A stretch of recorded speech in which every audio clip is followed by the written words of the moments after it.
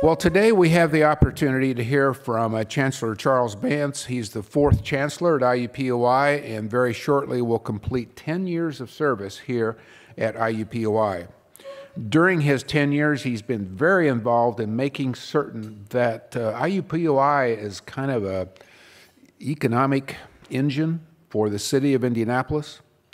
He's also made great strides through his staff and faculty in improving the education of the schools here in central Indiana. And as you will hear from him, our academic standing has continued to increase here on the Iupui campus. He's also active nationally in the promotion of urban universities as anchor institutions for their communities and articulating Iupui's tradition of translating research into practice and how it works to improve a lot of people's lives. So please join me in welcoming Dr. Charles Vance.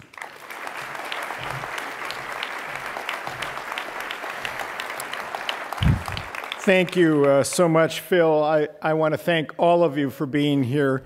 And like Trustee Eskew, I want to call out a few people specifically. There are elected officials here today, and we appreciate your service. Senator Greg Taylor, Councilman Jeff Miller, Mayor Dennis Buckley, and Deputy Mayor Oljan Williams. Can I ask all of you to stand and get our recognition? Thank you. Thank you. I also want to thank Commissioner Teresa Lubbers from the Commission on Higher Education for being here, as well as the Student Commissioner. Hannah Russo is here today, and we want to thank you for your service and leadership. And finally, there are representatives from Congressman Senator Donnelly, that would be, Senator Donnelly's office and Congressman Andre Carson's office. We want to thank you for your service to all of us constituency. I am so pleased every year to have this opportunity. It is amazing to me that it's been 10 years almost that I've been here. As I look at Judge Sarah Barker, I always think of meeting her in a hotel room at the Hilton Chicago airport. She was on my search committee. And I've embarrassed, she was on my search committee. And to put it in context, I'm the person who is a lawyer's son, looked at the list of members of the search committee and said, let me understand this, there's a federal district judge on this. I knew what that meant. Let's just say softballs were not coming my way. But there have been so many people like Sarah, as I look around this room, who have played such an incredible role in the campus. And so it's one of the reasons I love to make this report to the community, because it is a report to the community about the community and our partnership together. And today what I want to do is I want to tell you the story of this last year, and I want to do that in the context of what in my world is an astonishing year. Somebody last fall asked me how things are going, and I said, if just one of the 4 things that happened in the last 6 weeks would have happened, I'd be celebrating and considering whether or not this would be the time to stop at the top. But we had 4 such things this year, and I'm going to weave them into the remarks today, and I'll single them out as I go along, talking about new schools, talking about named schools, talking about what is a once-in-10-year experience when our accreditors, a team, come here after we've spent several years preparing material, putting it all up on the web, exposed to anyone who wants to know about how we've done for 10 years, and a team comes, spends time interviewing people, including some of you in this room, and we get a report. And if the report is frankly bad, this is really bad news. It so happens that today, Apollo Group announced that the University of Phoenix is likely going to be put on probation by the same accreditor, and not a big surprise, their stock fell. This is not a good thing. And so it is an important part of it. And I'm going to do something I seldom do, which is you're going to see quotations from the site visit's final report that is now under review by the Commission for Higher Learning. And I'm going to do that shamelessly because you wouldn't believe it if I said it. All right? They are so positive. But I want to start first, as I said, with the relationship with you and the community beyond this room. And I tried to list really quickly the expectations that I believe our community has of us, and we, I believe, embrace back.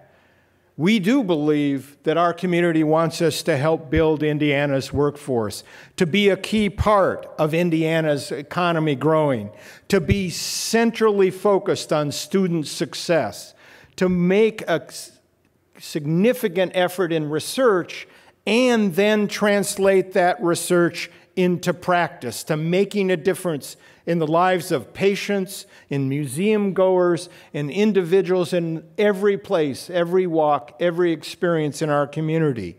To, of course, work on improving health, not only here, not only in this country, but across the world, and of course to improve in the process the quality of life in central Indiana and beyond.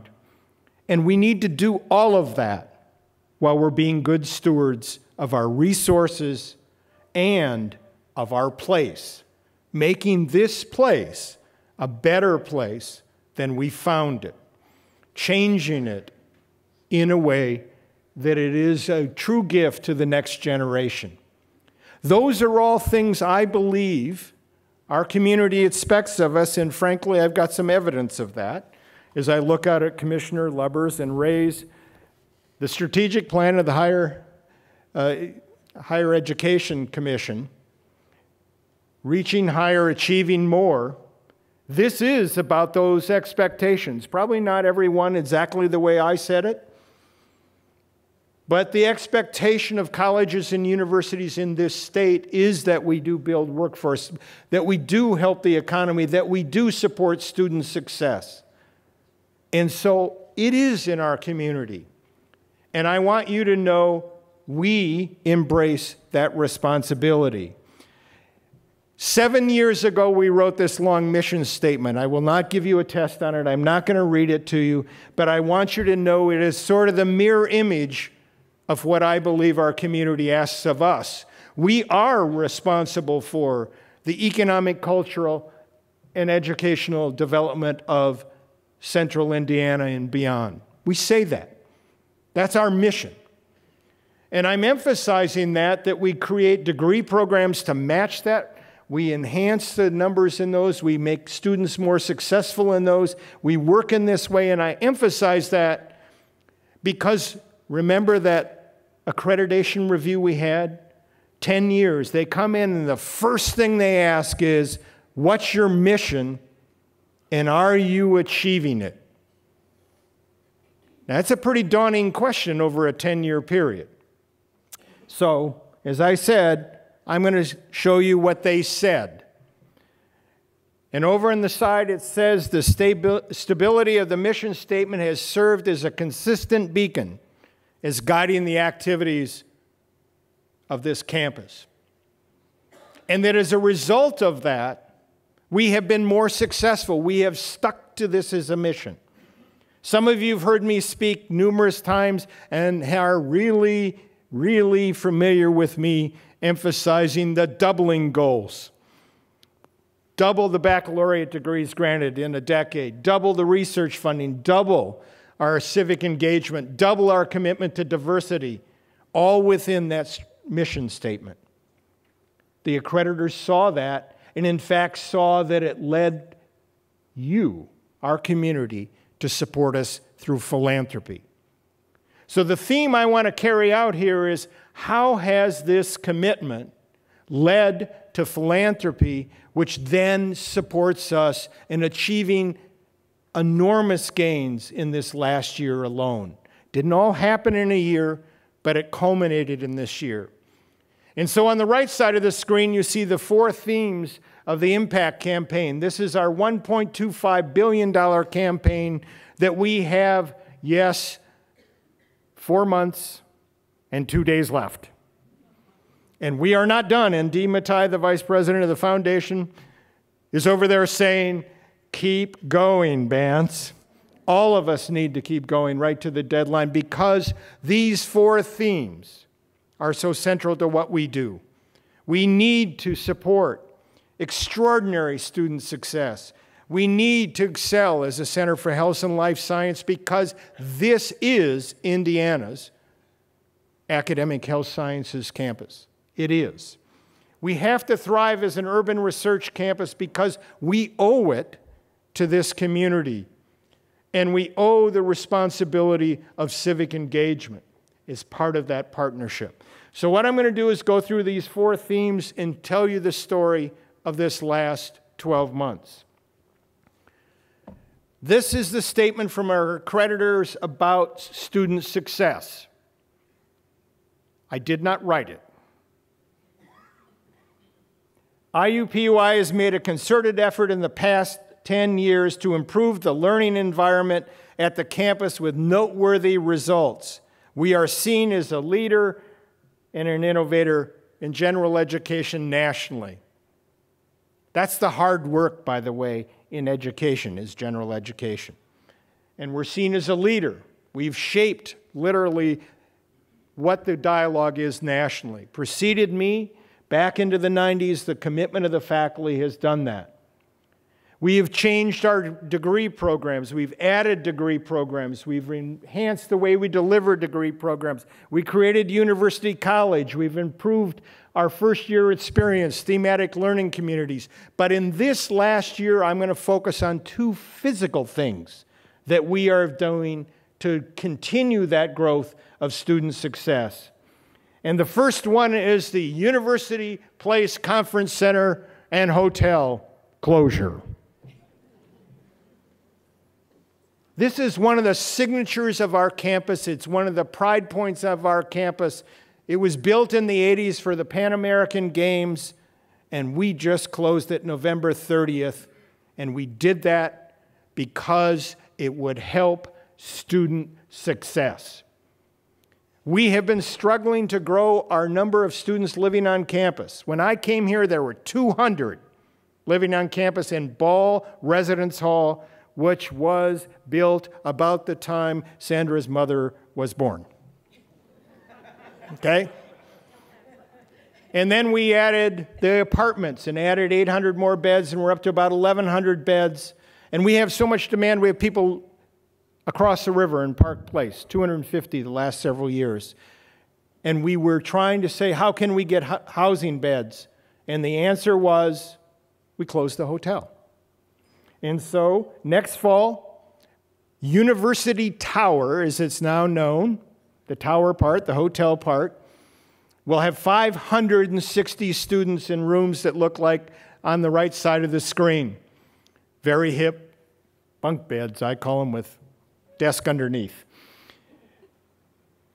560 students, almost a 50% increase. We're still only about 6% of our students living on campus. This is tiny compared to West Lafayette and Bloomington that are over 10,000, 11,000, 12,000 in residence halls. We will be a commuter campus, but we will have a bigger core of students, and we know they'll be more successful because we've run the data. The national data, the local data, we know that. And oh, by the way, we're building a dining hall. The first time, the students clap, the first time we will have had a dining hall on campus, and bless the heart of the designers, it will not look like the dining hall I ate in the 60s. Okay? It will be one of those self-serve, cool dining halls that students love. That'll be University Tower, and you're asking yourself, what in the world is Hine Hall? That's the conference center, named after Maynard Hine, the first chancellor, the famous, literally famous dean of our dental school. Maynard Hine, who we have not honored on this campus, we now honor with an academic building, 15 classrooms. Remember, we closed the 30th of November. January, spring semester, students are in there in 15 classrooms. We made a quick switch. And frankly, we have almost solved our number of classroom problem. We still need to fix some classrooms, but we at least have the numbers that we need. That is a key change for us, and we're going to see this play out. Another example of long commitment. Some of you have seen the learning spaces over in education, in SPIA, business, in that corridor. We've done this once again, and the we in this case is Denny Sponsel and Bob Frist, colleagues from CSO Architects, Marangati Interiors, have once again taken a corridor with a great view and nothing else, and turned it into a place students can come together, work together, study together, and we know that that makes the campus stickier.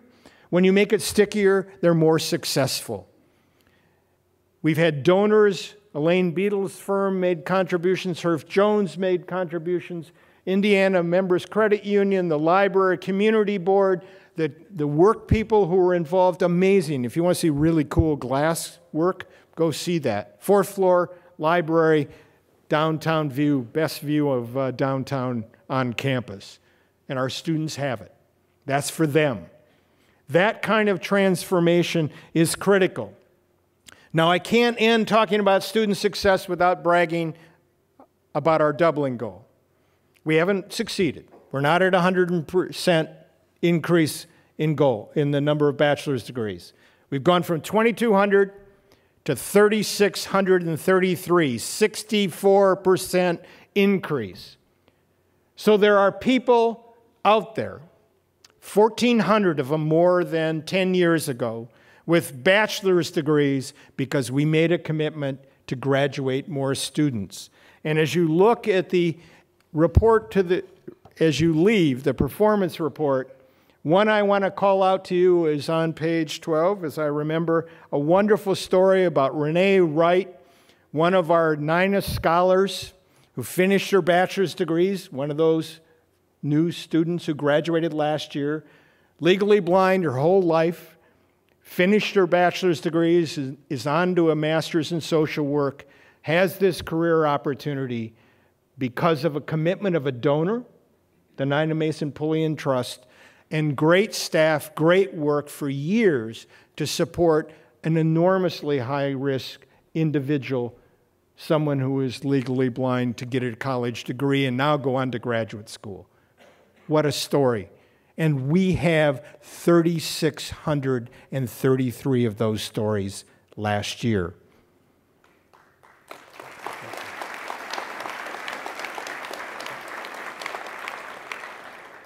Health and life science. This is what they say about health and life science. We're recognized as these are the accreditors, this isn't our words, is recognized as an important driver of the economy in central Indiana as well as other parts of Indiana through its being one of the largest employers. It's a major partner in a $44 billion industrial cluster in this state. You all can fill in the blanks on this. All the health sciences program from Dean Broom's nursing school through the medical school, through health and rehabilitation sciences, through social work, through our dentistry school, through the scientists who work in so many different schools, School of Science, the bench lab individuals, the engineering program, all of those contribute to this, as of course do many of you in the business sector and nonprofit sector. This is a key part of what we do. In the last year, there are a couple of things that are related directly to philanthropy. You'd seen the building of the Glick Eye Institute and the creation. We've now got some faculty coming in July that we stole fair and square from the University of Florida. A dual career couple here that are coming to be scientists in retinal diseases and diabetes, the effects of diabetes, coming to the campus supported by the endowment fund that Marilyn Glick insisted be a part of their gift. An important step this year.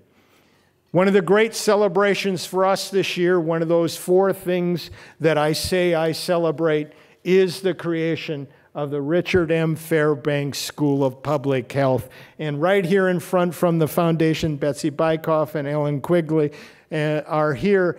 They have been our partners in making this happen. We literally work together with their gift, with our commitment.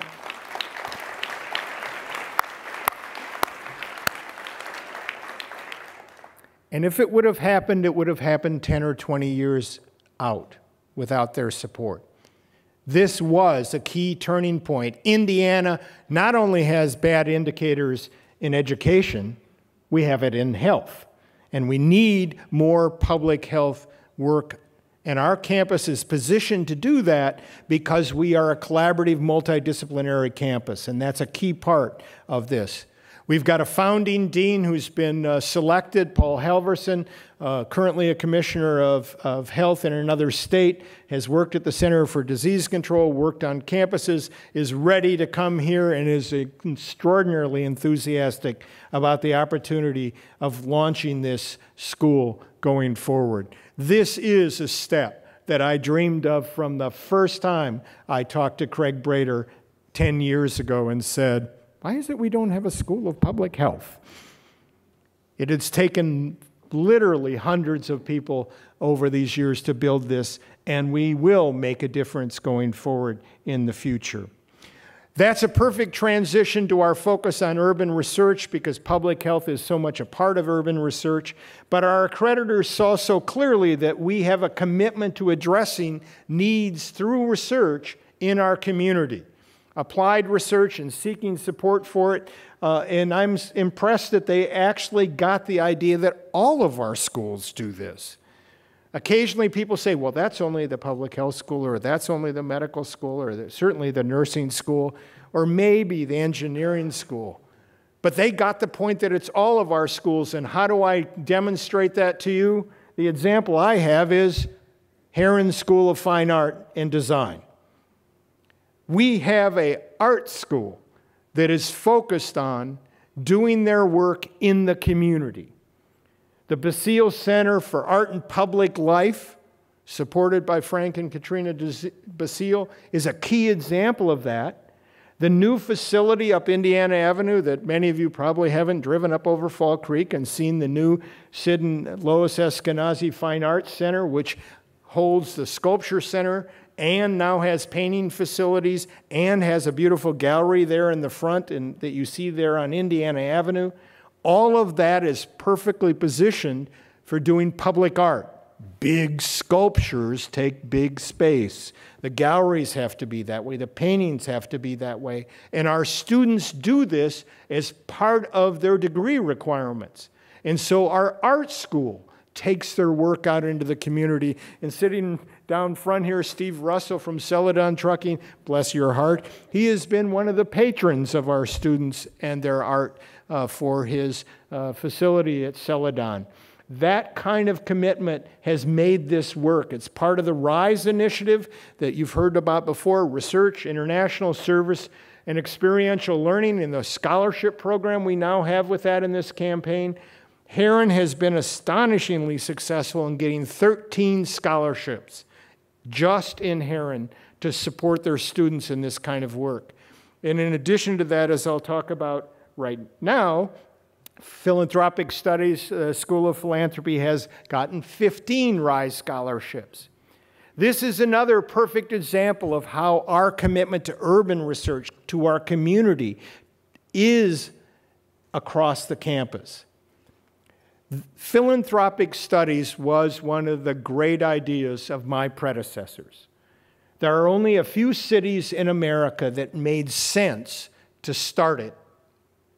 We were one of those, and my predecessors, and Gene Temple, and many of you sitting in the room, including Patrick Rooney, had the wisdom to say, let's do this. We created a Center for Philanthropy. They did the research. They became a world leader. They got degree programs, and we said the next step is to create what we believe is the world's first school of philanthropy.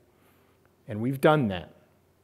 That was one of those transformational events that occurred last fall. And so we have in place the full array of opportunities. And of course, they are very good at raising money. They better be. Not only the support that has been so important from the Lilly Endowment that has underwritten that work, but donors, one after another, supporting the RISE scholarships. And just this week, we were able to announce that Maureen Hackett and her husband, Maureen chairs the board at the visitors at the school, made a donation for a named chair in her mother's name in women's philanthropy, what we believe to be our first, we know it's our first, but one of the first such chairs that exist. That kind of commitment fits so much the focus of this campus.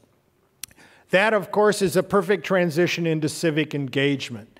This is one of the few places that I will just shamelessly say we're the best in the country in a research campus.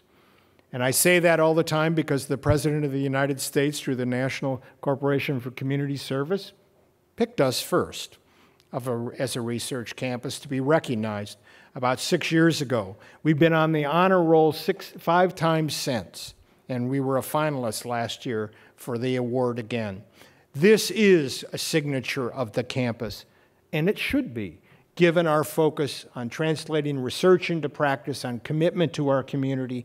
And it's wonderful that the accreditors got that in these comments that you see, and understand that we're willing to partner with other universities as well.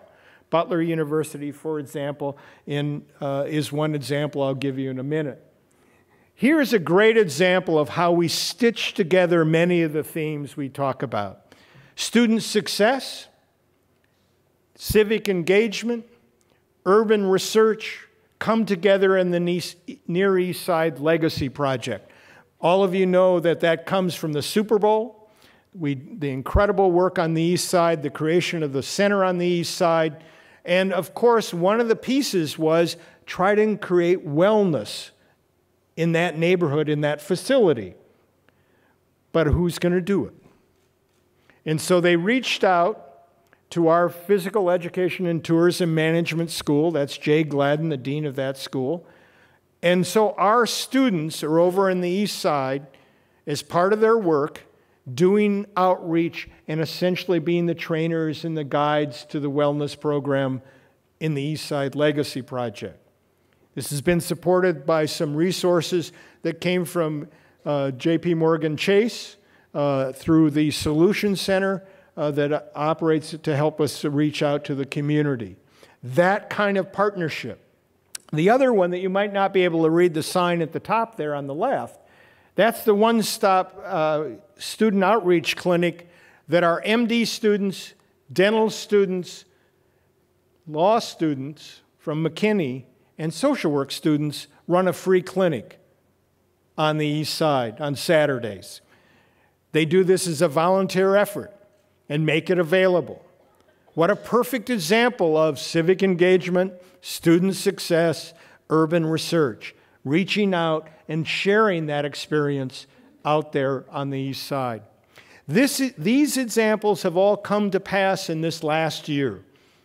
They've been worked on in some cases for decades, but they have been celebrated and accomplished this year. And so that's why, if you think about a School of Philanthropy, the Fairbanks School of Public Health, and I did not mention the McKinney School of Law. We had announced the gift previously, but the formal naming was last fall in that same 6-week period.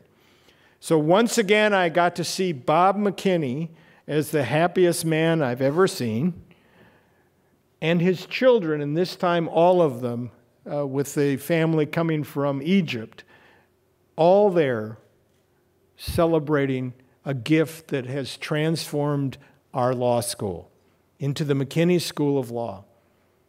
And oh, by the way, the accreditors left the next week. All of this came in that short time. And that's why I say it's been a great year. There have been other projects as well. The Reading and Writing Project, once again, I want to thank the Commission on Higher Education who is funding this. Butler and Iupui partnering to help teachers at IPS teaching reading more effectively, and they've been working on this for 6 years. Overall, if you think about civic engagement, I always talk about economic development. And I occasionally have to remind myself that not everybody thinks about us as an economic development engine as an entity.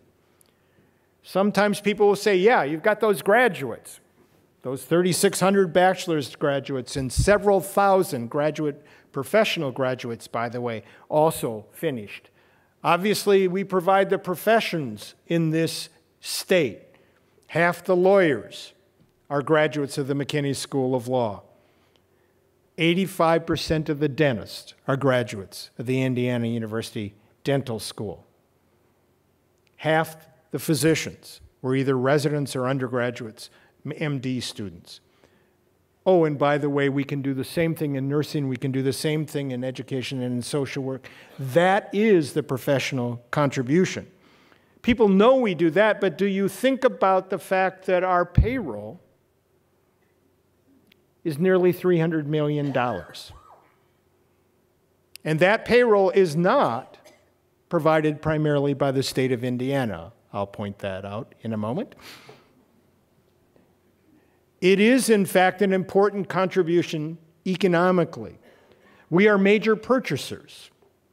And through the recession, I hope you've noticed, we were major builders because the university made a conscious choice to continue building when interest rates were low and prices were relatively lower in construction.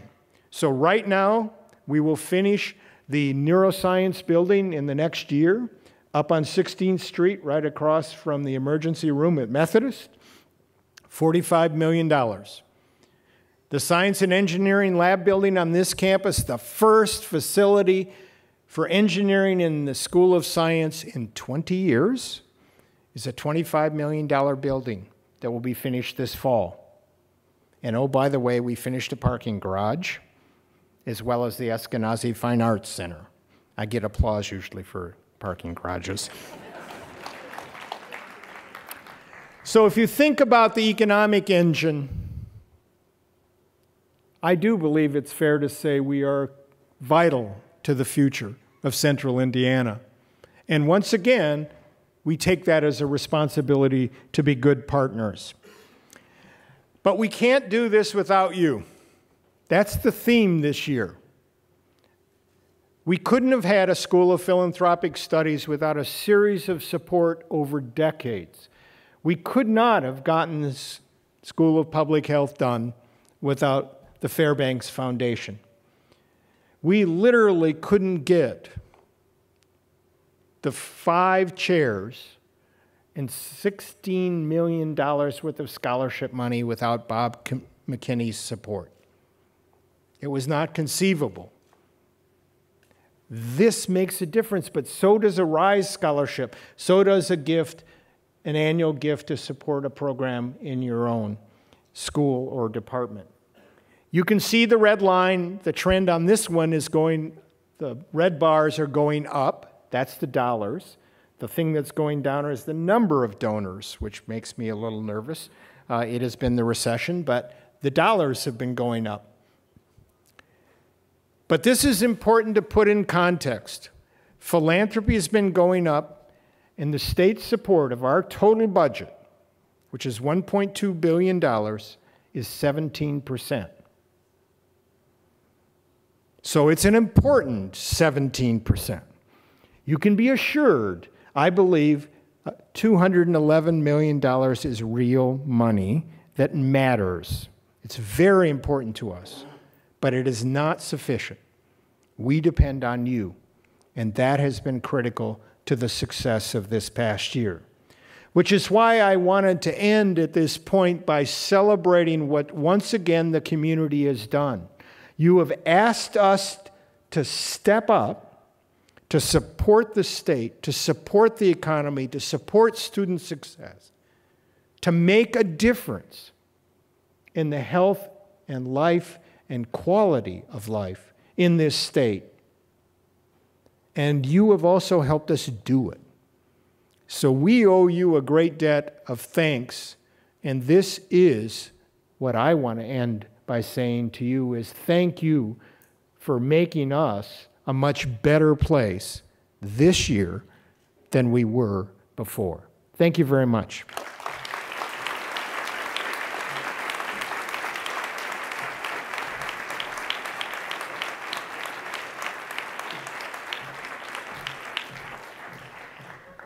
Thank you, Chancellor Vance. Well, I hope you all learned as much as I have. It's interesting being a student and hearing this type of information because you typically don't hear it. So you definitely get a new perspective, on the university. A few housekeeping rules, housekeeping items.